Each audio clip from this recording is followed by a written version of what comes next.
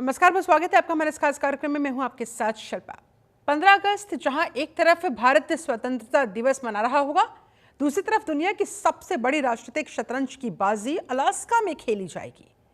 दरअसल अमेरिका के राष्ट्रपति डोनाल्ड ट्रंप और रूस के राष्ट्रपति व्लादिमीर पुतिन आमने सामने बैठेंगे। सवाल ये कि अलास्का ही क्यों चुना? क्या ये मुलाकात युद्ध रोक सकती है? और अगर हाँ, तो भारत के लिए इस मुलाकात का क्या मतलब होगा? क्या जेलेंस्की इसके लिए यानी कि युद्ध विराम के लिए तैयार हो पाएंगे? आज इसी मुद्दे पर करेंगे बात, लेकिन इससे पहले आप ये रिपोर्ट। अमेरिका का चुनाव भूगोल और रणनीति दोनों वजहों से किया गया है। रूस और अमेरिका के बीच सबसे कम दूरी यही है, सिर्फ 85 किलोमीटर खिंच सकता है, जिससे यूक्रेन और रूस दोनों को नुकसान होगा। अगर जेलेंस्की ने युद्ध विराम ठुकराया तो युद्ध लंबा खिंचेगा, रूस पश्चिम टकराव गहरा होगा। भारत पर रूस से दूरी बनाने का दबाव, तेल और गैस की कीमतों में उछाल, युद्ध विराम के लिए तैयार नहीं दिखते। अगर वे इनकार करते हैं तो संघर्ष बढ़ेगा, रूस और पश्चिम की दुश्मनी गहरी होगी और भारत पर कूटनीतिक दबाव बढ़ जाएगा। तेल महंगा होगा और रक्षा सप्लाई में दिक्कतें आ सकती हैं। अलास्का की ये बैठक सिर्फ अमेरिका और रूस के बीच की मुलाकात नहीं है, ये तय करेगी कि आने वाले महीनों में भारत की आर्थिक सेहत और रणनीतिक स्थिति कैसी होगी। अब सबकी नजर इस पर है कि 15 अगस्त को पुतिन और ट्रंप क्या फैसला लेते हैं, और अगर अमेरिका और नाटो प्रतिबंध लगाते हैं तो भारत शिव दुश्मनों के साथ कैसे जवाब देगा, ये देखना बेहद दिलचस्प होने वाला है। ब्यूरो रिपोर्ट, जनता टीवी।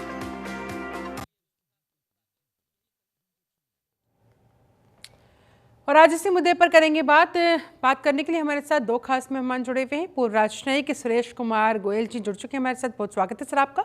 और पूर्व राजनयिक डॉक्टर मोहम्मद अमीन भी हमारे साथ मौजूद है, आपका भी बहुत बहुत स्वागत है सर। चर्चा की शुरुआत अमीन साहब आप ही के साथ। 15 अगस्त को ट्रंप और पुतिन की मुलाकात से क्या आस लगाई जाए? देखिए, ट्रंप साहब ने बहुत दिनों से कहा था कि जब हम राष्ट्रपति बन जाएंगे तो हम अगले दिन ही इसकी यूक्रेन और रशिया की वार को खत्म कर देंगे। साथ में उन्होंने ये भी कहा था कि जो इजराइल और फिलिस्तीन की वार चल रही है उसको भी खत्म कर देंगे। लेकिन वह काफी समय बीत गया और अभी भी वार बंद नहीं कर पाए। उनका काफी दिनों से जोर चल रहा था और उन्होंने कई बार धमकियां भी दी ट्रंप को, और ट्रंप ने हमारे पुतिन साहब को, लेकिन पुतिन साहब हिले नहीं, वो अपना हमला जारी रखे।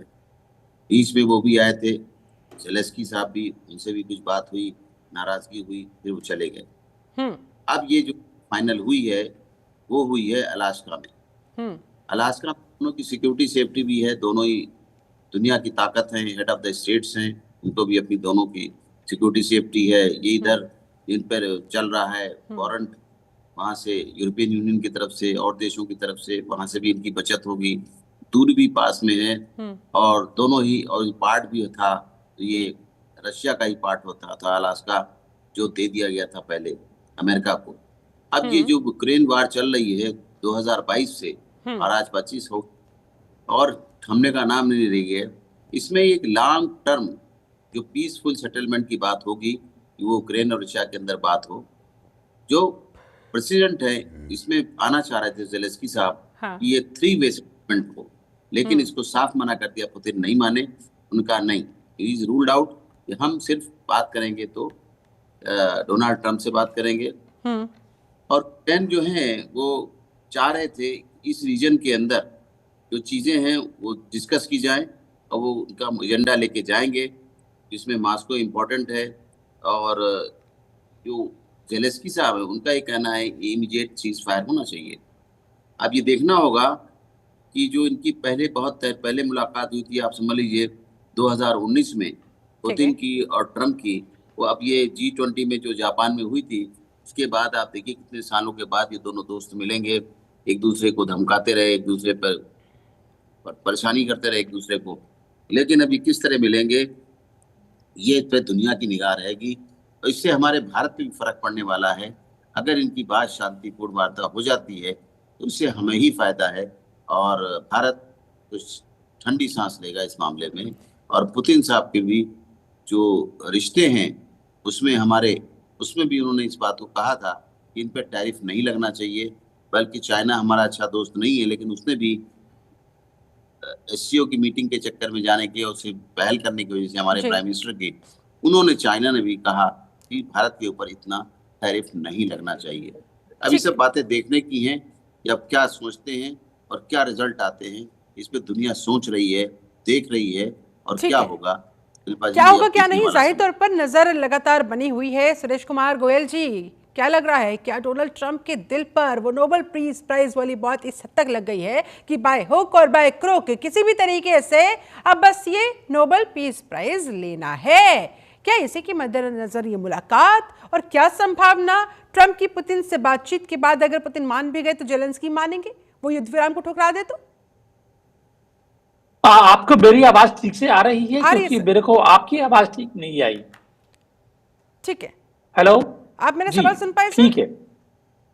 नहीं, आपकी आवाज मैं ठीक से सुन नहीं पाया, इसलिए मैं पूछ रहा हूँ। ठीक, आ रही है सर। चलिए, क्योंकि मेरे को आपका सवाल ठीक से ज्यादा समझ में नहीं आया, जरा दोबारा कहेंगे आप एक बार प्लीज। से सवाल सिर्फ इतना सा है कि क्या Donald Trump Nobel peace prize पाने के लिए इस हद तक अब जा चुके हैं कि एनी हाउ बाय हुक और बाय क्रुक ये पाना है? क्या इसी के मद्देनजर ये ट्रंप और पुतिन की मीटिंग मानी जाए, और इस मीटिंग में ट्रंप जब पुतिन से मुलाकात करेंगे, युद्ध विराम पर अगर बात होती है, तो क्या गारंटी है कि जेलेंस्की मानेंगे? नहीं मानेंगे युद्ध विराम को, अगर जेलेंस्की ने ठुकरा दिया तब भी ये संभव नहीं हो पाएगा। पुतिन के अकेले से मानने से क्या होता है?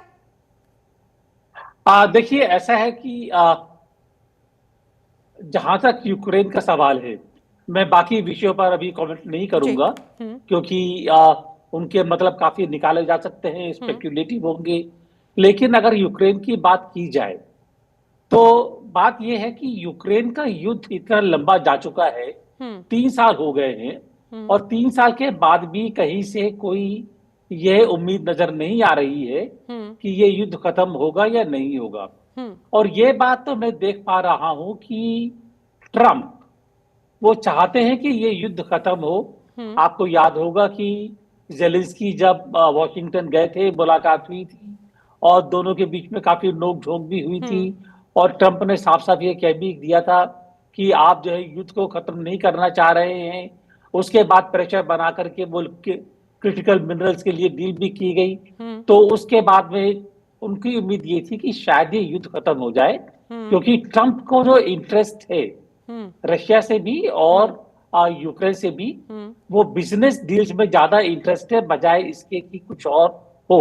लेकिन वो ये जानते हैं कि अगर उनको यूक्रेन से ये मिनरल चाहिए और रशिया से बिजनेस करना है, चाहे वो एनर्जी के संदर्भ में हो, फर्टिलाइजर इंपोर्ट करते हैं, काफी सारी चीजें हैं वो अभी भी इंपोर्ट करते हैं, तो उसके लिए जरूरी है उनके लिए कि कम से कम युद्ध में एक शांति का रास्ता दिखाई दिया जाए।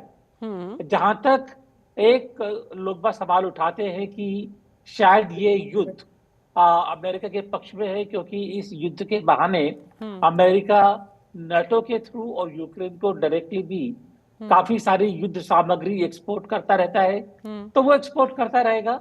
मैं नहीं समझता कि युद्ध के खत्म होने के बाद में उसको एक्सपोर्ट करने में कोई दिक्कत आएगी। तो चाहते हैं पुतिन कि युद्ध खत्म हो, लेकिन खत्म हो पाएगा या नहीं हो पाएगा ये बात अलग है। जेलेंस्की ने साफ जाहिर कर दिया है कि बिना वो किसी भी हालत में चलिए, रूस यूक्रेन युद्ध पर इस मुलाकात का क्या असर पड़ेगा, ये बात की बात है। लेकिन सर सुरेश कुमार गोयल जी, आप भारत के लिए इसे किस तरह से देख रहे हैं, कितना इंपॉर्टेंट मान रहे हैं? भारत पर इसका क्या इम्पैक्ट पड़ सकता है?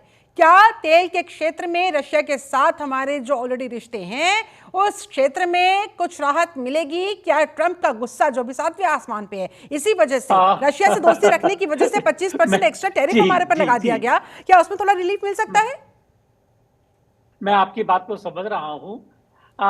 देखिए, ये बात जो है काफी एनालिस्ट का कहना ये है कि अगर ट्रंप ने टैरिफ लगाया 25% से बढ़ा करके 50% किया, तो वो ये इसलिए किया कि रशिया यूक्रेन पर हमला कर रहा है, और उनका कहना ये है कि उसकी वजह से रशिया को इनकम होती है, तो युद्ध खत्म नहीं होता है। जहां तक मेरा ख्याल है कि अगर ये युद्ध किसी वजह से खत्म हो भी जाता है, जिसकी की उम्मीद मेरे को ज्यादा नहीं है, लेकिन अगर युद्ध खत्म हो भी जाता है, मुझे लगता है कि कोई ना कोई फिर ट्रंप के पास और रास्ते हैं कि जिससे वो टैरिफ को बरकरार रखें, क्योंकि ट्रंप के लिए टैरिफ खाली एक इकोनॉमिक हथियार नहीं है, उनके लिए एक जियोपॉलिटिकल इंस्ट्रूमेंट बन चुका है। ये ब्रिक्स में ब्राजील,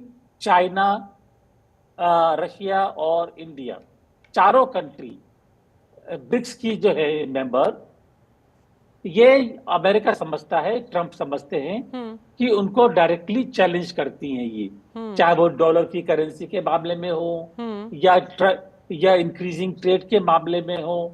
तो अगर उनको ब्रिक्स से खतरा दिखाई देता है, और इंडिया ब्रिक्स का काफी महत्वपूर्ण देश है, इंडिया ब्राजील के बीच में काफी अच्छे संबंध भी हैं, बोल्सोनारो एक अलग इशू भी सामने आ सकता है, तो मुझे नहीं लगता है कि उसके बावजूद ट्रंप के जो अपना एजेंडा है वो काफी हद तक मुझको नहीं लगता कि हल हो पाएगा। और मुझे ये उम्मीद नहीं लगती है कि ट्रंप भारत के ऊपर टैरिफ कम कर देंगे, वो एक अलग इशू है, और उसको जो है उसकी तह में जाना थोड़ा अलग सा रास्ता देखना पड़ेगा।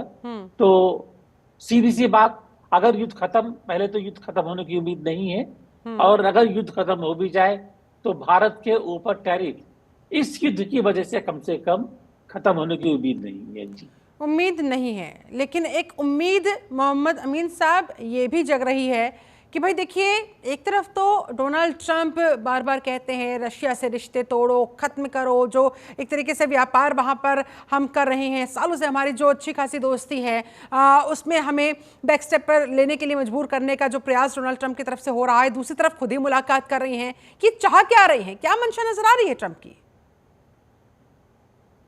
देखिए शिल्पा जी, जहां तक सवाल है ट्रंप का, तो ट्रंप बड़ी समझदारी के साथ अब काम करना चाह रहे हैं, क्योंकि इन्होंने बहुत कुछ धमकियां दे ली, बहुत कुछ कर दिया, और उनको अंदर से भी विरोध है अमेरिका के अंदर, चाहे वो उनके जजेस हों, वो टैरिफ के भी अगेंस्ट हैं, और उनके यहाँ जो भी इन्होंने इस पॉलिसी शुरू की, किसी तरह की पॉलिसी शुरू की, उस पर हमेशा इनके यहाँ स्टे आते रहे, चाहे वो स्टूडेंट पॉलिसी को ले लिया, किसी पॉलिसी को, वो सक्सेसफुल नहीं हो पा रहे हैं। अंतर विरोध भी उनके कंट्री के अंदर देखने को मिल रहा है।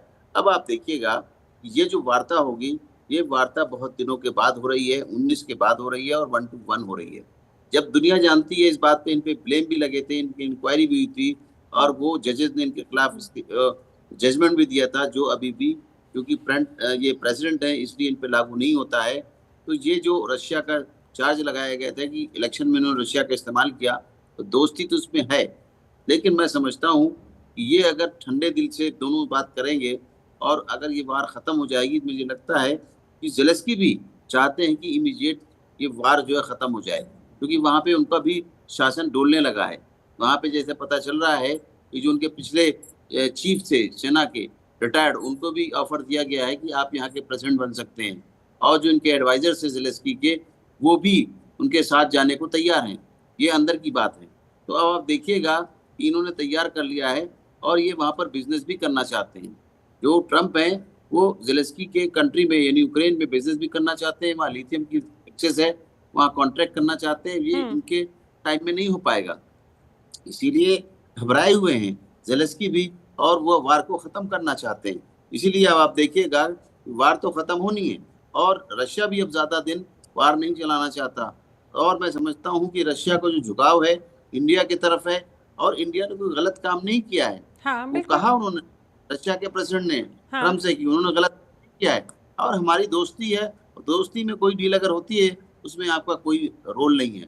तो आप समझिए कि अगर ये ठंडा हो जाता है मामला ज़ेलेंस्की का और रशिया का, और उसमें कामयाब हो जाते हैं, तो मैं समझता हूँ इससे काफ़ी सपोर्ट इंडिया को मिलेगा, और इंडिया जो है बहुत अच्छी तरीके से ट्रंप के सामने बात करने के लिए और मजबूत हो जाएगा।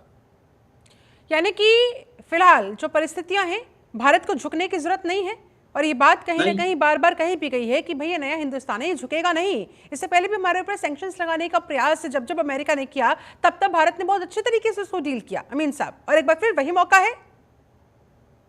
नहीं, उनकी सैंक्शन हमने मानी नहीं, ये कोई बात 65 वाला देश नहीं है, ना ही अभी हमारी Modi ji is known for the action. Modi ji prime minister हैं, वो एक्शन के लिए जाने जाते हैं। वो कभी भी टिट फॉर टैट की पॉलिसी है उनकी, जो जैसा करेगा उसको वैसा व्यवहार करेंगे। और हमारी जो दोस्ती है उसको उन्होंने निगलेक्ट नहीं किया, उन्होंने दोस्ती को कंटिन्यू किया, चाहे जो भी हालात बने। जैसा कि अमेरिका ने इन पे सैंक्शन लगाया, चाहे ईरान पे लगाया, चाहे रशिया पे लगाया, लेकिन हमारे देश ने दोनों के साथ रिश्ते अच्छे रखे, इवन यूक्रेन तक से बात की। ऐसा नहीं है कि अगर रशिया यूक्रेन की लड़ाई तो हमारे दोनों ये बात हो रही है। तो इसलिए हमारे जो प्राइम मिनिस्टर हैं उनकी जो पॉलिसी है, विदेश नीति है, बिल्कुल अलग है, सोच समझ के करने वाली है, और दुनिया के अंदर इसीलिए उनकी हर जगह चाहत है और लोग उनको लाइक करते हैं, हमारे प्राइम मिनिस्टर को। ठीक है सर, ये बात मैं आपकी समझ गई, लेकिन मेरा जो कंसर्न है वो ये कि अगर जो जैसा करेगा हमारे साथ, हम भी उसके साथ वैसा ही करेंगे। टिट फॉर टैट की अगर मैं बात करूं तो क्या हम उस स्थिति में है, भारत उस सिचुएशन में है कि हम अमेरिका को उसी के रूप में जो भाषा वो समझता है उसी भाषा में समझा सके? क्या हम ये खामियाजा उठाने के लिए तैयार है? हम झेल सकते हैं, हमारी इकोनॉमी झेल सकती है सर अमीन साहब? जी, हमारी इकोनॉमी झेलेगी, हमारे एक्सपोर्ट ऐसा नहीं है, हमारे चारों तरफ बाजार खुले हुए हैं। अभी आप देखिए इंग्लैंड में भी फ्री ट्रेड एग्रीमेंट हुआ है और कई देशों से इस मामले में उभरा है। हमारे हर तरफ खुला व्यापार है, अमेरिका से कोई अकेला व्यापार नहीं है। और जहां तक सवाल है, अभी तक जवाब दिया गया है कि हम झुक नहीं रहे, F-35 की डील कैंसिल कर दी गई। इससे ज्यादा क्या उदाहरण आप देखेंगे? इसलिए और हर जगह, चाहे वो SCO हो, चाहे वो ब्रिक्स हो, कहीं भी हो, हर तरफ हमारे जो पांव फैले हुए हैं, देश का सम्मान बढ़ा हुआ है और लोग हमारे साथ आना चाहते हैं, इंडिया के साथ, और इंडिया के साथ डील करना चाहते हैं। इसलिए अमेरिका के सामने हम झुकेंगे नहीं। माफी के साथ सर, जल्दी से मैं कमेंट चाहूंगी, फाइनल कमेंट आपका। गोयल साहब, आप क्या इस पर विचार रखते हैं? फाइनल कमेंट आपका। देखिए, जहां तक ये इस अमेरिका से हमारे जो रिश्तों का सवाल है, मैं डील की बात नहीं करूंगा। डील तो चलती रहती है, होती रहती है। अगर आप कभी पोकर खेलती हो या कोई भी कार्ड से गेम खेलते हो, उसमें कभी भी ये नहीं होता है कि आप अपने पत्ते दिखा देंगे कि मैं ये करने वाला हूं, या मेरे पास ये ट्रिक है, या मेरे पास वो है। लेकिन तो जो डील के बारे में कि क्या करेगा कोई, क्या करेगा, उसके बारे में बात करना अभी नामुमकिन है एक तरह से। ये जहां तक रिश्तों की बात है, भारत और अमेरिका के रिश्ते खाली ये एक व्यापार के ऊपर निर्भर नहीं करते। ठीक है सर। या ये नहीं कि F-35 हो, और काफी सारी चीजें रिश्तों पर मैं नहीं समझता हूं कोई लंबी देर तक असर पड़ने की गुंजाइश है। चलिए, अब होगा क्या नहीं है तो इस मुलाकात के बाद ही पता लगेगा क्या इसका इम्पैक्ट होगा, उसके लिए नजर बनी रहेगी। फिलहाल बहुत बहुत शुक्रिया आपका डॉक्टर मोहम्मद अमीन, बहुत बहुत शुक्रिया आपका सुरेश कुमार गोयल जी, हमारे साथ इस खास चर्चा में जुड़ने के लिए बहुत धन्यवाद आप दोनों का। चलिए, इसी के साथ इस खास कार्यक्रम में फिलहाल बस इतना ही। अब बने रहे जनतंत्र टीवी के साथ। नमस्कार।